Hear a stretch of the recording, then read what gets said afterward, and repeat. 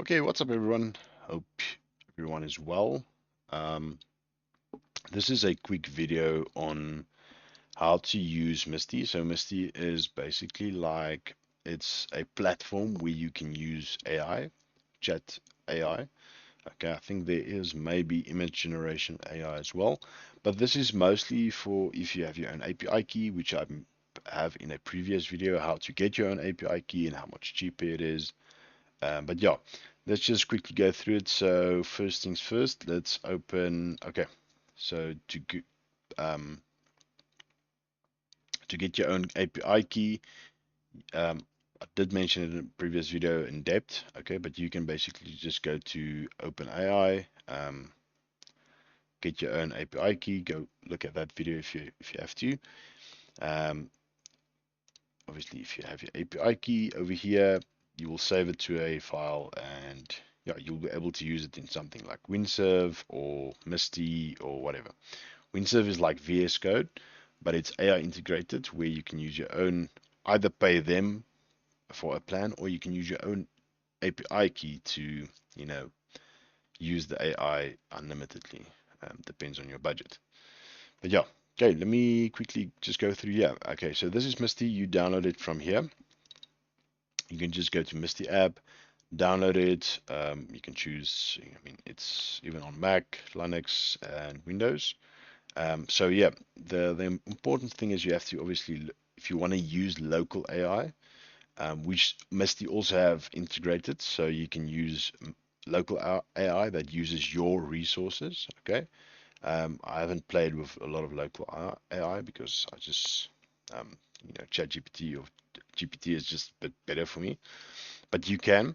Let's say you want to do that. Okay, so make sure if you have a really powerful CPU, um, you can choose this option. So CPU. So this would use your CPU's resources to generate the tokens or use the AI. Or you can use your GPU, your graphics card. So I've set mine to GPU because I have a 3080. I think it has 12 gigs or 16 gigs. No, it's 12 gigs, yeah. No, 16 gigs, yeah, of VRAM. So obviously this runs quite well with me. So I've done this, but I'm just gonna obviously this is just gonna prompt to save it. You save it, you install it, straightforward. Okay, then you get to basically here. So over here, nothing is set up. I've set up a few things here on my side as I'm working. So I use this for work. I use this for my go-to. The nice thing is it's an app, so you can put it here, open it up, and you can actually, if you, um, let's do this documents, Misty saved. There we go. Okay, so you can have this on the cloud, like OneDrive, and then if you're on another computer and you have that OneDrive connected, you can just import this and you can work from, let's say a workstation and a home station, you can work, and this would sync between the two stations because you have it on the cloud and it syncs and get back here and whatever your chats would update in theory. Yeah. So, but yeah, let's get started. So over here, this is Misty. So I think if you do start, it will prompt you to use local AI. Okay, just go through that screen. Just ignore it. I'll show you now. So over here, so you can have different, how can I put it, like different um, environments. Okay, so I've made a few, like if I do work, if I do some content, if I do studying or whatever, or if I do, whatever. So at this moment, I'm just in the general one. So this is the one you'll get, but you'll basically create one, say new workspace. You give it a name, you save it in a path. I would recommend saving it in one path. So you have stored everything in one path on the cloud so you don't lose this. Okay, you choose the icon, and over here, if you do already have your API set up, you can just remote model provider. So this would just import you can just press update. So this would just import the um, models that you've already set up.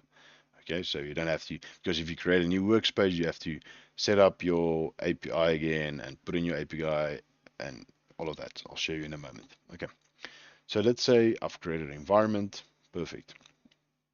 And this is the environment. Okay. So over here, you'll probably not see anything unless you imported a local AI. Okay, so these local AIs would work on your CPU or GPU, depends on how you install the app.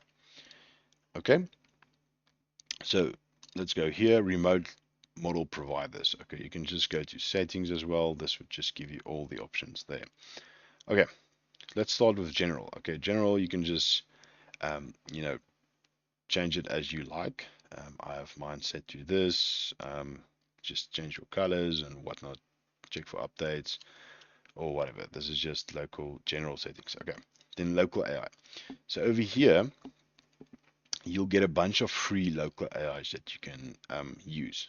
Okay, so you can browse. Also, you can browse. There's a lot of AI that you can use, and each one is dedicated for something else. I think Hugging Face might not be supported anymore. Okay, I only have these four. But yeah, so over here you'll see, okay, let's go to DeepSeek, which I also added. Then you have the different models and what the purpose is. Okay, so obviously it installs it, so this would be, it'll take a moment to install, depends on your internet speed.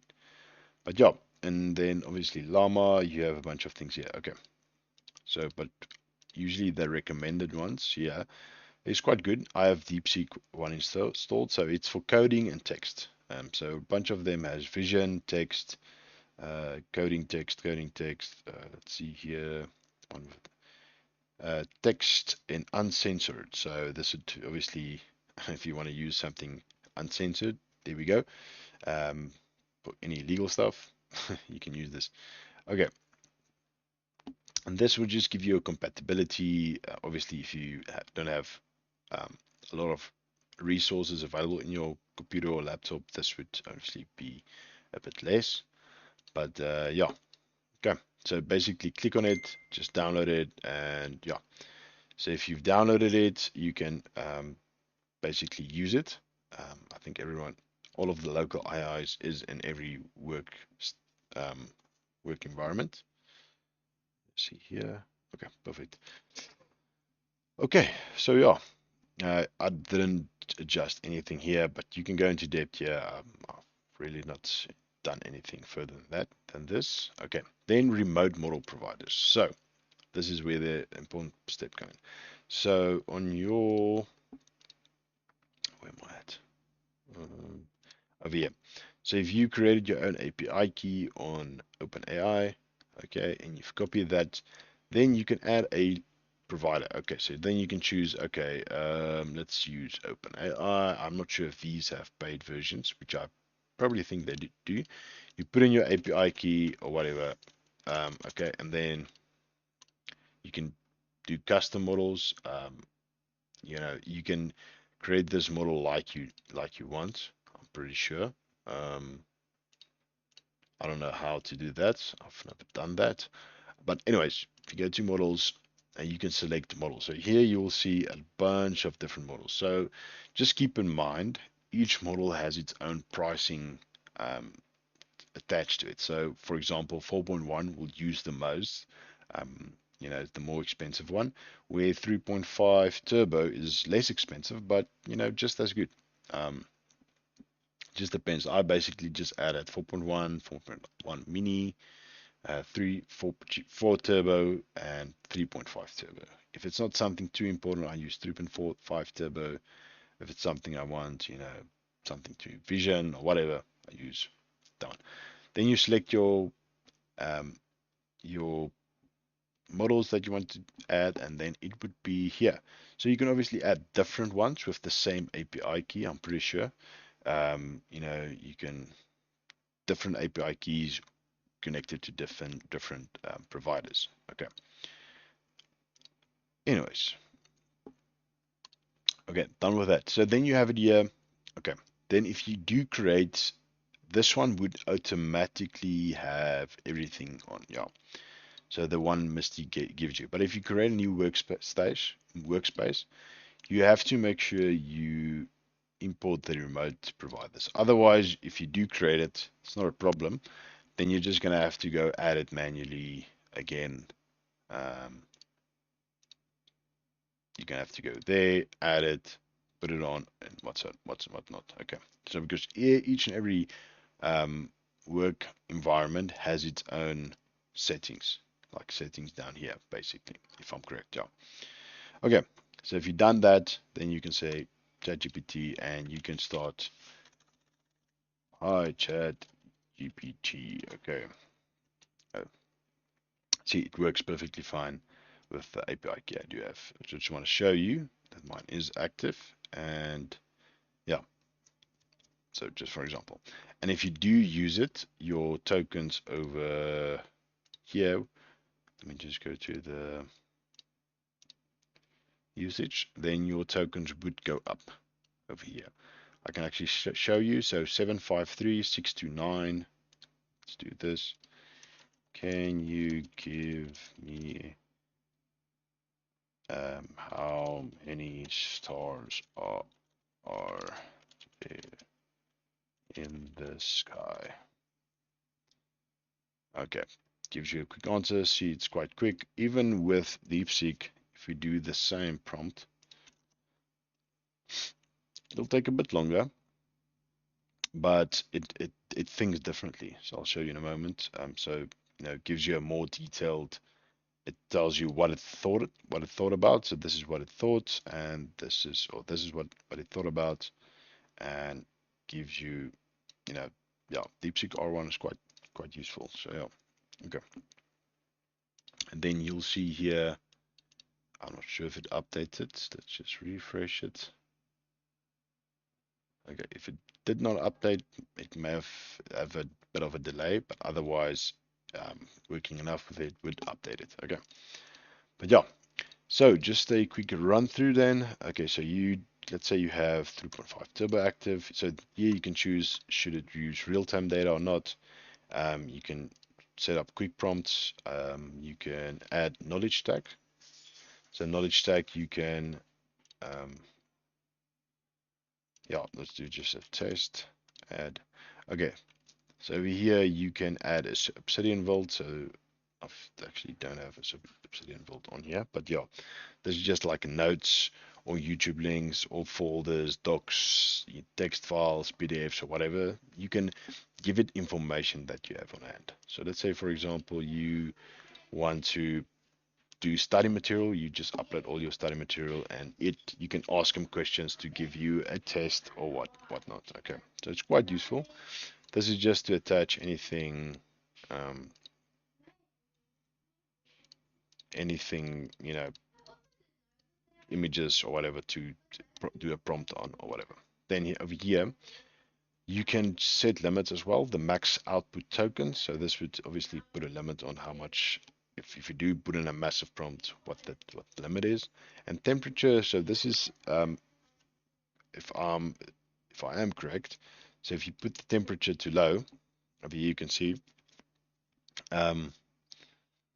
Yeah. So basically, yeah. As far as my understanding, if you put the temperature to higher, it will basically be more accurate to the whatever you gave it or the instructions or whatever. It would stay more true to what you told him, and then just to use its own brain. Okay. And then, yeah, I think that's basically it. The knowledge stack is quite useful. I've used this in the past. Just keep in mind it does use a lot of tokens, but it uses a very cheaper token. So it will say like you've used 100,000, but it's very cheap. It's like, I would just suggest just test it first, see, so you don't use, your whole budget in one prompt. So yeah. The nice thing about this is, what I've used it for studying. So I've uploaded notes, folders, or PDFs, everything that like I have study material, even links of people, talking about it. I've gave it to him, and then I would say, listen, give me 50 questions about what I gave you in the knowledge stack, and it will give me a lot of questions, and I've actually passed a bunch of times doing that. So quite useful. And then obviously here you can just set up a bunch of stuff. I'm not using really the prompt library, but I'm guessing this is quite useful. I just use this for basic stuff and a bit more advanced. So yeah, that's basically it, guys. Just a quick run through of how to make use of an API key, and yeah, awesome. Thanks, guys. Bye.